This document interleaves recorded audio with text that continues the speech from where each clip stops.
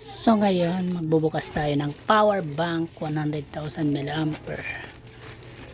Ang brand niya ay Orasure 22 watts.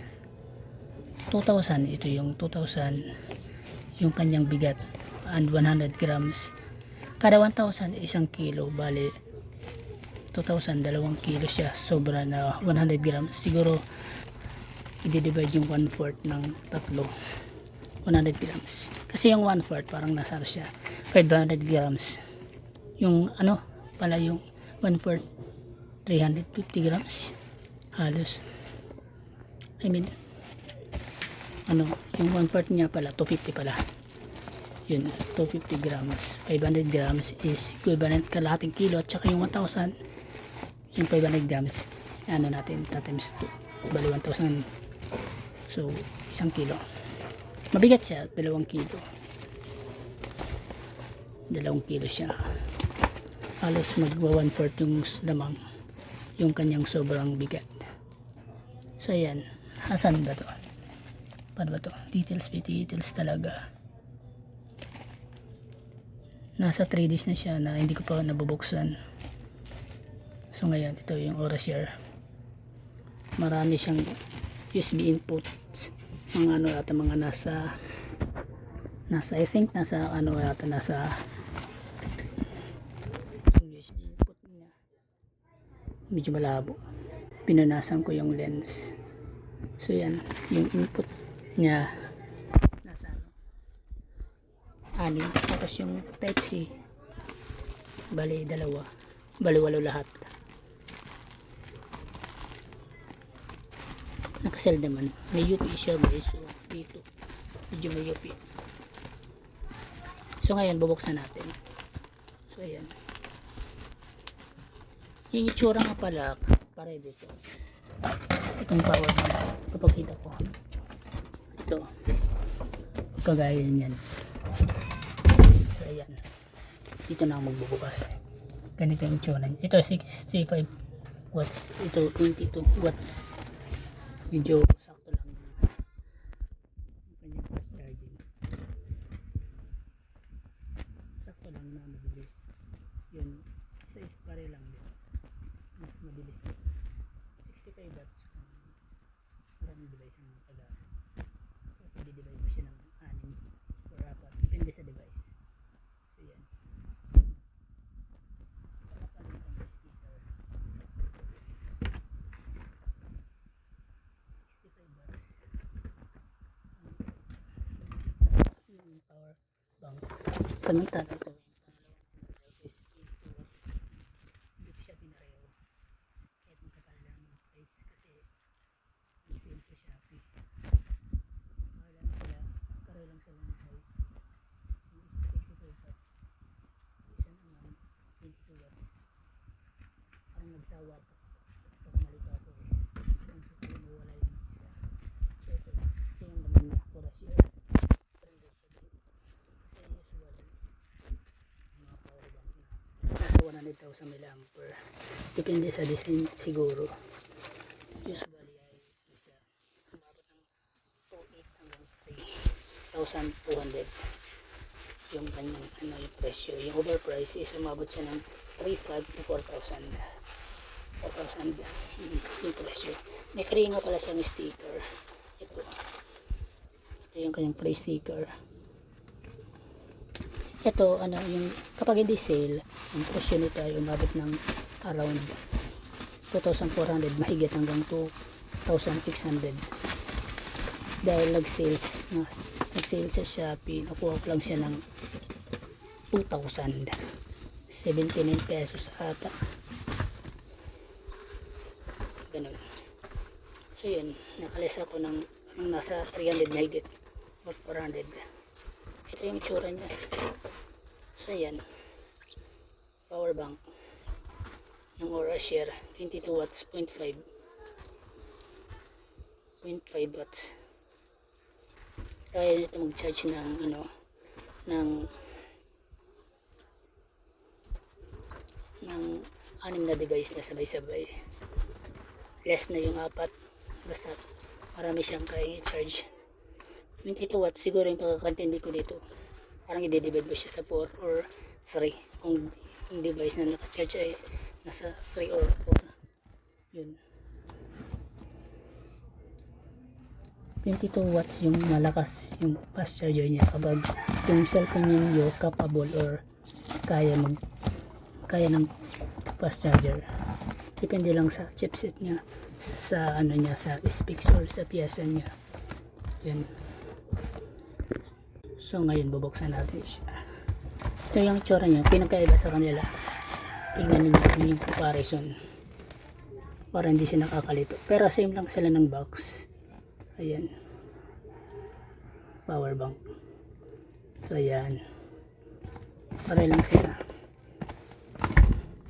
So ngayon bubuksan na natin. Nakalagay sa kabilang kita ko yung cellphone ko kasi ako lang humawak ng camera. Pinakakamay ko yung dalawang kita ko. So ngayon buksan natin siya. Silyado naman, sana wala siyang damage sa loob. Ito yung kanyang specs na pala. So ayan, para makita ninyo. Pasensya na matagal ako magbukas ng ng mga gadget kasi details by details ako eh. Ano ba? Sharing. Meron ba rin ito? Sharing pala. Sharing yung kabasa ko. Ano ba yung pagkakabasa ko? Ano ba yan? Yung pagkakabasa ko. Sharing. Ayan. Ngayon bubuksan natin siya. Saan ba ito magsisimula? Dito ba ito? Parang natakot ako buksan kasi ako may damage. Char. Sana wag naman. I mean, nanghinahin ako sa silid. Ngayon bubuksan ko siya. Ayan. Ito. Edit na yung phone ko.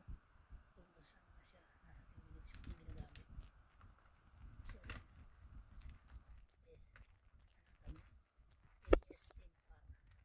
search nyo na lang sa Google yung ASMR. You can research, you can search on Google on the internet kung anong meaning ng ASMR, yung bang amoy niya. Ang meaning nga pala ng ASMR, i-research ko nga pala para hindi kayo mahirapan. Yung ASMR ay yung feeling na nababanguhan ka kapag bago pa lang yung gamit, iningatan mo. Tapos yung texture ng pagkabago niya, yung amoy niya, yung silb niya, yung yung kagaya ng cellphone, iningatan mo kasi bago mabango. Tapos halos walang gasgas. Yung texture niya, yun yung pinaka parang ayaw mo mawala. Minsan tinatago natin yung mga bagong gamit. Ito nga pala yung itsura nga pala. Yung kanyang previous, ito lang, wala nang iba. Maliban sa speaker, wala nang laman dito. O yung box niya UP. Pero wala naman siyang damage. Styrofoam na lang yan. Yan. Katulad nito. Styro. Type C nga pala yung free niya.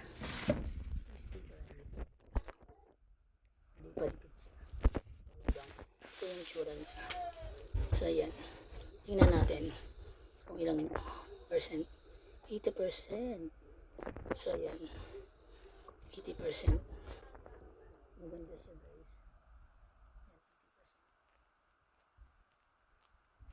Yung itsura niya.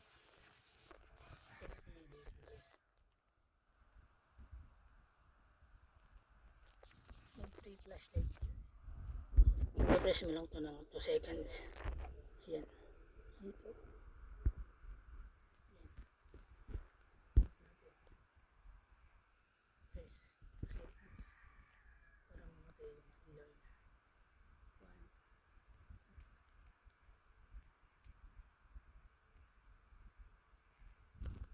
Pag-press na pala pagpatay ng ilaw, hindi pala 2 seconds. Magpahina pala kapag nasa 3 seconds. Pagpatay na ng ilaw, ganun. I-press mo siya ng mabilis.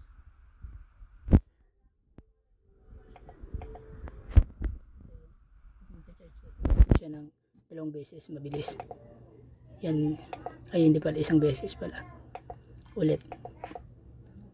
ito ipipress mo siya ng isang beses pag magcha-charge ka, yung pag on niya, tapos pag off niya 2 beses ata, mabilis. Yan yung LCD display niya. Ano ba to? Yan.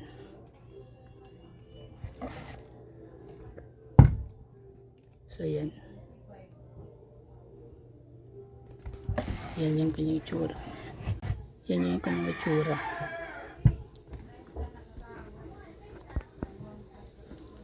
Pag click mo yan, yung LCD display niya, umabot siya ng nasa 15 seconds bago mawala. Kung nairita kayo, i-click nyo siya ng mabilis 2 beses, mawawala na.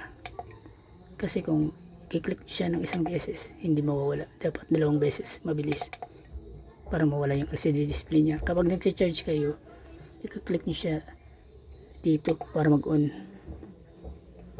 or automatic na lang siya mag-on pag i-charge mo. Pag gusto mo habang naka-charge yung phone mo, tapos nasa 80% or 90%, gusto niyo siyang i-disconnect, may display dyan, igaganito niyo siya. Pag off, yan, disconnect na siya sa charging kahit na naka-connect sa cellphone. So yun, ito yung tsura niya. Yun lang guys, hindi ko pa siya nasubukan i-charge. So testing natin, paano nga ba hindi makalat din. For example, yung phone, kukuha tayo dito ng sample. Ito na lang yung USB nya. Yan, testing natin dito. Wala yung kanyang 1, 2, 3, 4, 5, 6 pag charge. Ito yung input ata, type C. So yan, gaganito natin, automatic yan na magcha-charge. So yan,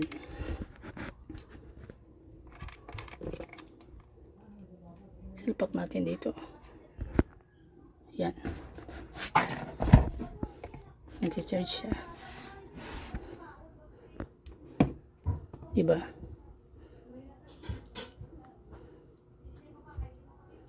So yan, kung gusto niyo i-disconnect, bibilisan lang ninyo yung pag tap 2 beses. Yan, wala yung ilaw. Tingnan nyo, nawala. Yan, disconnect na yan. Pag magcha-charge kayo, kahit hindi nyo siya i-on, automatic na yan nakakonect. Yan, ganito. Charge natin dito. Mayroon siyang bigla siyang charge na yan. So yan, gumagana naman siya guys.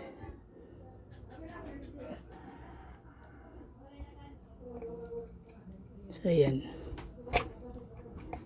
pag off, umilaw naman. Pwede niyo siyang ipindutin, itap kung gusto niyo mag-charge. So yan, may percentage siya. Kapag kapag nag-charge kayo, sabihin natin mula 10 to 15% sa cellphone yung battery, yung kanyang battery, kasi hindi dapat siya i-drain ng 0% kasi masira yung battery niya.